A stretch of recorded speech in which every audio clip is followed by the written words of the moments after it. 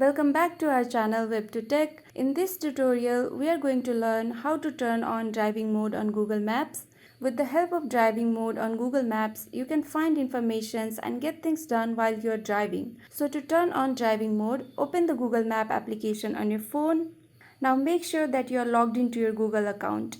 Here you can see your Google account profile on the top right corner. Tap on your Google profile. Now tap on settings from the list and scroll down until you find navigation settings. Then tap on that. After this, you will find Google Assistant settings here.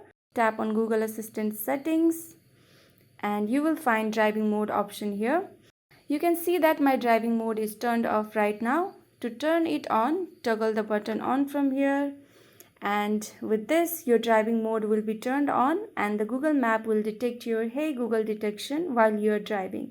You can also find calls and messages option on the downside.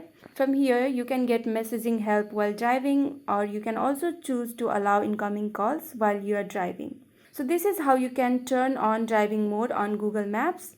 This is it for today's tutorial. I hope you found this video useful. Please like, share and subscribe the channel and I will see you soon. Thank you.